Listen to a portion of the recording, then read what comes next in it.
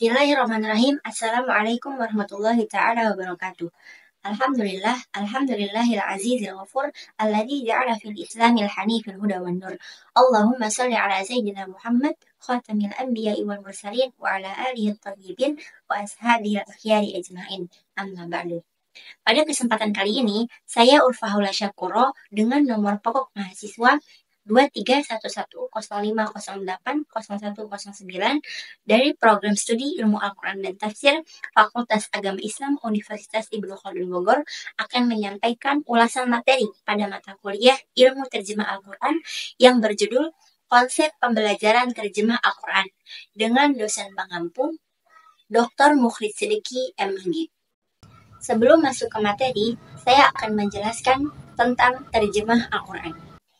Al-Quran adalah kitab suci umat Islam yang diturunkan kepada Nabi Muhammad SAW dalam bentuk bahasa Arab.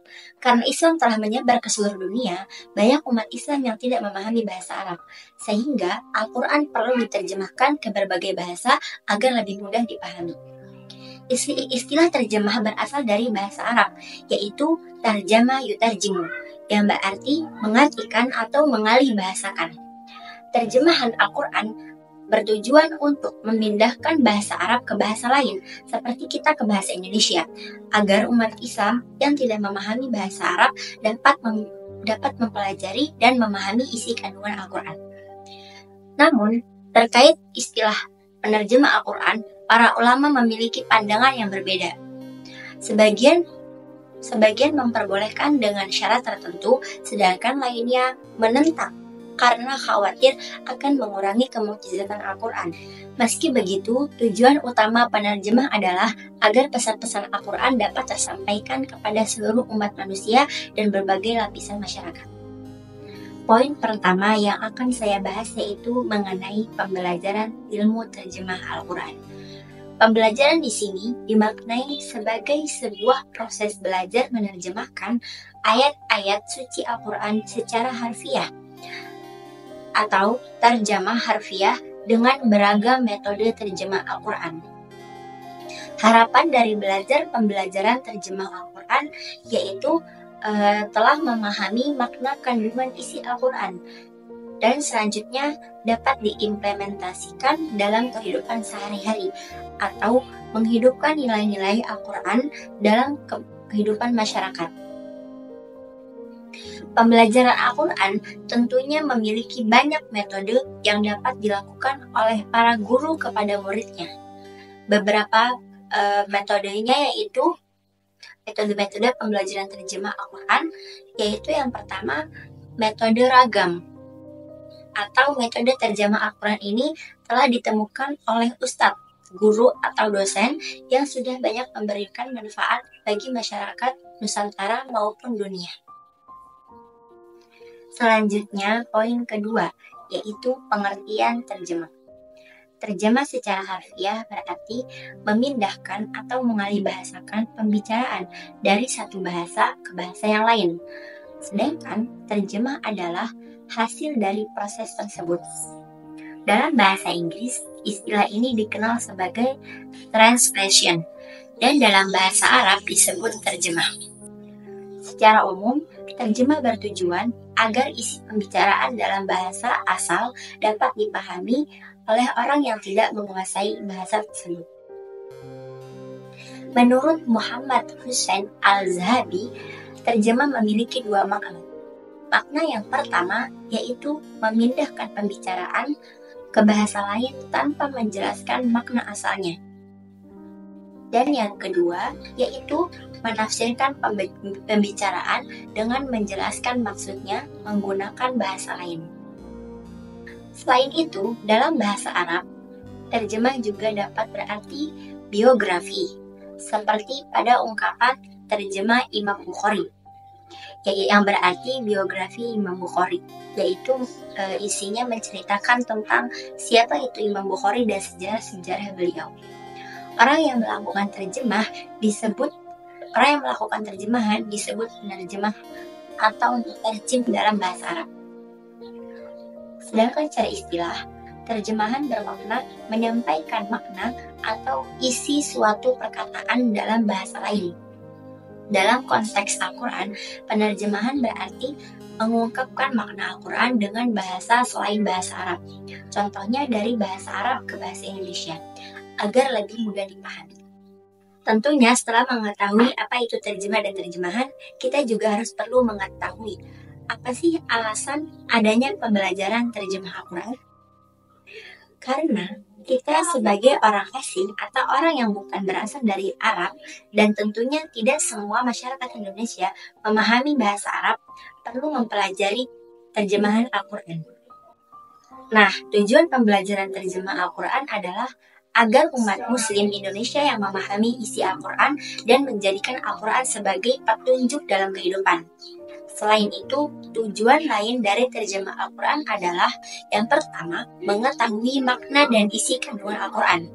Yang kedua, membantu menghafal Al-Quran dengan memahami artinya. Yang ketiga, terjemah tidak boleh dijadikan sebagai pengganti Al-Quran. Jadi, terjemah dan isi Al-Quran itu berbeda. Untuk memastikan tujuan-tujuan penerjemah terpenuhi, penerjemah harus memiliki pemahaman tentang bahasa Arab dan sumber-sumbernya. Jadi, untuk menerjemahkan Al-Quran itu tidak boleh asal penerjemah Al-Quran. Tentunya ada syarat-syarat tertentu. Dan harus menguasai bahasa yang ingin diterjemahkan. Penerjemah juga perlu menguasai sejumlah perangkat keilmuan seperti ilmu nahwu untuk menyampaikan makna-makna Al-Quran secara benar. Masuk ke poin pembahasan yang terakhir, yaitu ruang lingkup pembelajaran ilmu terjemah. Ruang lingkup pembelajaran terjemah Al-Quran meliputi beberapa hal. Yang pertama, penerjemah harus tahu dalam memahami kandungan ayat. Ruang lingkup yang kedua, yaitu penerjemah harus memilih dan memilah padanan kata dan idiom secara tepat dalam bahasa terjemahan. Ruang lingkup yang ketiga, yaitu penerjemah harus memiliki kompetensi dan mendapat pengawasan dari para ahli. Jadi tidak boleh asal menerjemahkan. Ruang lingkup yang keempat, yaitu penerjemah harus berusaha agar tidak menggunakan bahasa ilmiah dan mendapat penerjemah. Dan menurut pendapat penerjemah, jadi harus menggunakan tata bahasa yang baik. Menerjemahkan Al-Quran adalah upaya mengungkapkan makna Al-Quran dengan menggunakan bahasa lain. Terjemahan yang baik tidak terasa seperti hasil terjemahan ketika dibaca. Beberapa hal yang perlu diperhatikan dalam menerjemahkan Al-Quran diantaranya yaitu perubahan bentuk frasa, klausa, kalimat, paragraf, dan lain sebagainya. Yang kedua, penyampaian pesan. Yang ketiga, kesepadanan. Yang keempat, keterbatasan, termasuk konteks, aturan, tata bahasa menulis, konvensi, dan idiom. Itu adalah hal yang perlu.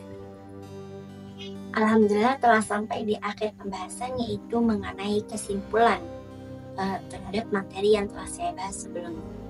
Terjemah Al-Quran bisa dibagi menjadi dua bagian, yaitu terjemah harfiah yang berarti pengalih bahasa yang dilakukan sesuai urutan-urutan kata bahasa yang berasal dari sumbernya. Yang kedua, terjemah tafsiriyah atau pengalih bahasa tanpa terkait dengan urutan atau susunannya di kalimat-kalimat bahasa sumber tersebut. Penerjemahan dapat dilakukan dengan metode-metode yang harus diketahui oleh para penerjemah, seperti mengetahui huruf-hurufnya, tambahannya, atau kata sambungannya. Manfaat terjemah Al-Quran dapat kita rasakan dalam kehidupan sehari-hari, seperti membantu kita untuk memahami ceramah atau pidato yang di dalamnya banyak terdapat bunyi ayat-ayat Al-Quran. Selain itu, banyak sekali manfaat yang dapat kita rasakan. Dengan mempelajari ilmu terjemah Al-Quran, kita dapat memahami lebih dalam tentang Al-Quran dan juga memahami ceramah atau pidato yang di dalamnya terhadap ayat Al-Quran.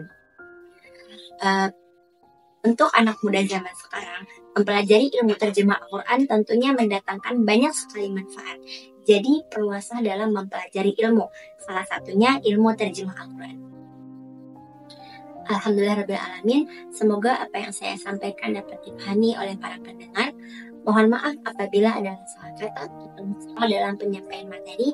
Semoga bermanfaat bagi kita semua. Wabillahi taufiq wal hidayah wal inayah. Saya Urfaula Syakura pamit undur diri.